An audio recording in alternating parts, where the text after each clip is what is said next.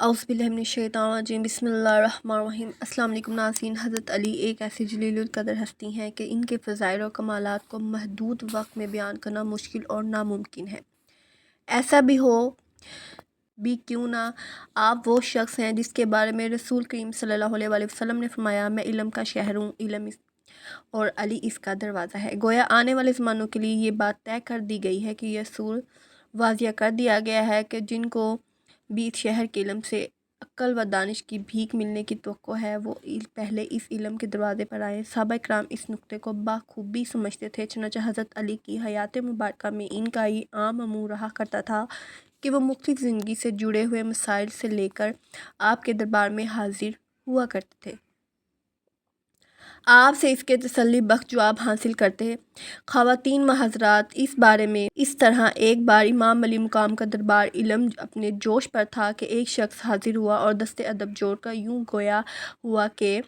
یا علی، یہ نکتہ سمجھا دیجئے کہ مرغے کے اذان کے پیچھے کیا حکمت چھپی ہوئی ہے۔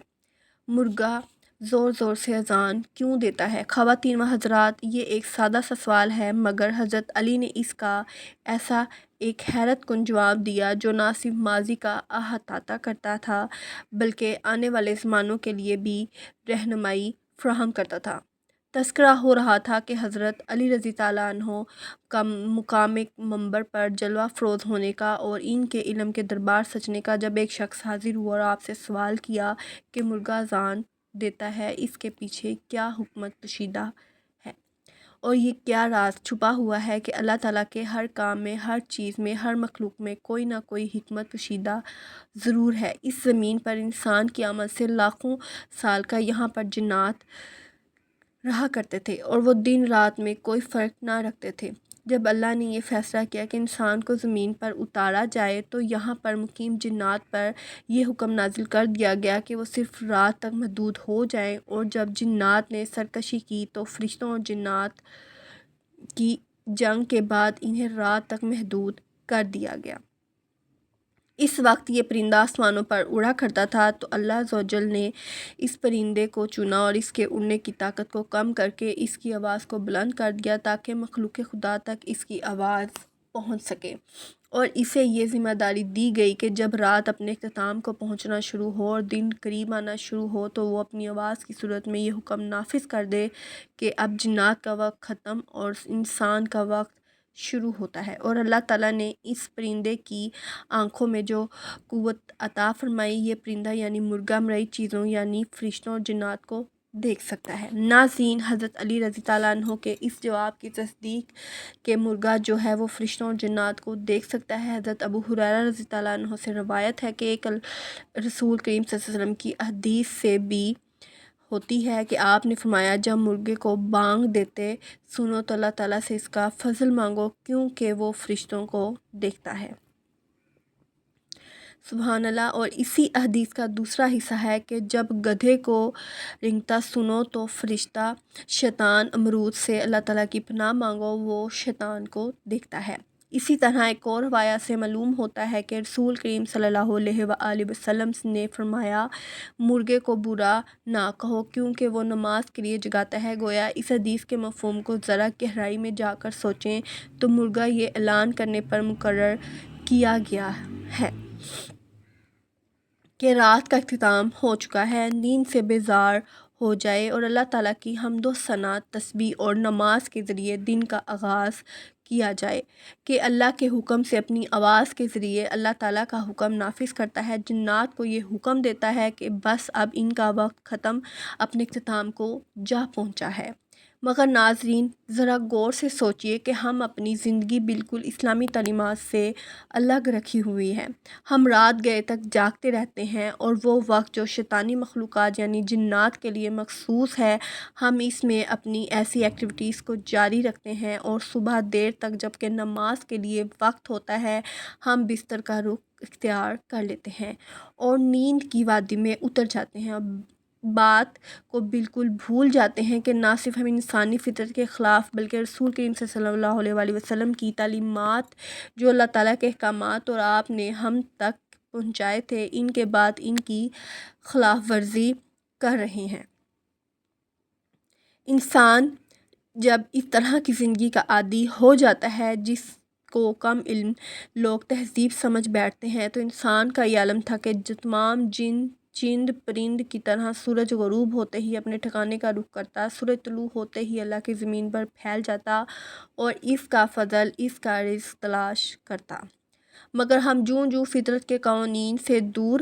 ہوتے گئے، بس ویسے ہی ہماری زندگیاں دہرائے عذاب کا شکار ہوتی گئیں۔ ہم اس طرح زندگی کی وجہ سے اجتماعی طور پر نہ صرف معاشرے میں ایک دوسرے سے کٹ کے رہ گئے ہیں، بلکہ انفرادی سطح پر بھی ہم نے اپنی صحت کا اپنے ہاتھوں سے بیڑا غرق کر دیا ہے۔ آج ضرورت صرف اور صرف اس امر کی ہے کہ ہم اپنی زندگی اللہ تعالیٰ کے احکامات کے مطابق اور تابع کر دیں، وہ احکامات جو رسول کریم صلی اللہ علیہ وآلہ وسلم نے اپنے قول کے ذریعے ہم تک پہنچائے، اور پھر ان کے بعد ان کے خلفائے راشدین اور ان کے صحابہ کرام رضوان اللہ اجمعین نے اپنی زندگیوں میں ہمیں سکھائے ہیں۔ اور نبی کریم صلی اللہ علیہ وآلہ وسلم کے پیارے صحابہ رضوان اللہ اجمعین میں سے حضرت علی رضی اللہ عنہ کی تو یہ پوری زندگی علم و دانش کی مجموعہ تھی۔ آپ صلی اللہ علیہ وآلہ وسلم کے بے شمار ایسے اقوال ہیں، ان گنت ایسے، جو صدیوں گزرنے کے باوجود آج کے ماڈرن لائف سٹائل میں بھی موجود ہیں، اور نہ صرف مسلمانوں کے لیے بلکہ غیر مسلم بھی ان سے سیکھتے ہیں اور ان کے درست ہونے کی تصدیق کو مانتے ہیں۔ حضرت امام رضی اللہ عنہ کی زندگی میں ایسے بے شمار مواقع و مقامات آئے ہیں جو آپ رضی اللہ عنہ نے ظاہر پوشیدہ نظر آنے والے مسائل اور جھگڑوں کو چند منٹوں میں فیصلہ کر دیا۔ اس طرح آپ کی زندگی کا ایک اور حیرت کن واقعہ بیان کیا جاتا ہے۔ ایک مرتبہ آپ کی خدمت میں دو عورتیں آئیں جن کے درمیان آپس میں نومولودہ بچوں کے بارے میں جھگڑا تھا۔ ایک عورت کا کہنا تھا کہ بیٹا پیدا ہونے والا ہے اور پیدا ہونے والا بیٹا اس کا ہے، اور جبکہ دوسری عورت کا بھی یہی بیان تھا کہ پیدا ہونے والی بیٹی اس کی ہے۔ اب 14 صدیوں قبل ڈی این اے ٹیسٹ کا موجود نہ تھا، مگر حضرت امام رضی اللہ عنہ کی فہم افرت کا اندازہ لگائے کہ آپ رضی اللہ عنہ نے ان دونوں کا جھگڑا ایک آیت کی روح میں سے ہی نپٹا دیا۔ اس آیت کا مفہوم کچھ یوں تھا کہ اللہ تعالیٰ تمہارے اور تمہاری اولاد کے بارے میں یہ حکم دیتا ہے کہ ایک مرد کا دو عورتوں کے برابر ہے، چنانچہ اس وقت حضرت علی رضی اللہ عنہ نے دونوں عورتوں کا دودھ منگوایا اور شیشی میں ڈال کر اسے پانی میں ڈبویا۔ جس کے ہاں لڑکی پیدا ہوئی تھی اس کی دودھ کی بوتل پانی میں تیرنے لگی، اور جس کے ہاں بیٹا پیدا ہوا تھا اس کی بوتل پانی کے نیچے ڈوب گئی۔ حضرت علی رضی اللہ عنہ نے قرآن کی اس آیات کی تلاوت فرمائی اور یہ فیصلہ صادر فرمایا کہ جس عورت کے دودھ کا وزن زیادہ تھا یہ بیٹا اس کا ہے۔ آپ رضی اللہ عنہ کی زندگی سے روایت کیسے کیے گئے عقل و دانش کے ایسے فیصلے موجود ہیں کہ ہم آج بیان کرنے پڑائیں تو شاید یہ ویڈیو کبھی ختم ہونے کا نام ہی نہ لے۔ اپنی آج کی اس ویڈیو میں نے آپ کو حضرت علی رضی اللہ عنہ کے حیرت کن جواب بتائے ہیں۔ مرغے کے اذان دینے کے پیچھے کیا حکمت موجود ہے اس پر بھی بات کی ہے۔ اللہ تعالیٰ ہمیں نیکی کی بات کو سننے، سمجھنے اور اس پر عمل کرنے کی توفیق عطا فرمائے۔ اللہ تعالیٰ میرا سنانا، آپ کا سننا اپنی بارگاہ میں قبول و منظور فرمائے۔ آخر میں اللہ تعالیٰ سے دعا ہے کہ ہم سب کا خاتمہ ایمان پر ہو۔ ناظرین، ویڈیو بات پسند آئی ہو تو لائک اور شیئر کرے گا۔ مجھے اجازت، اللہ نگہبان، اللہ حافظ۔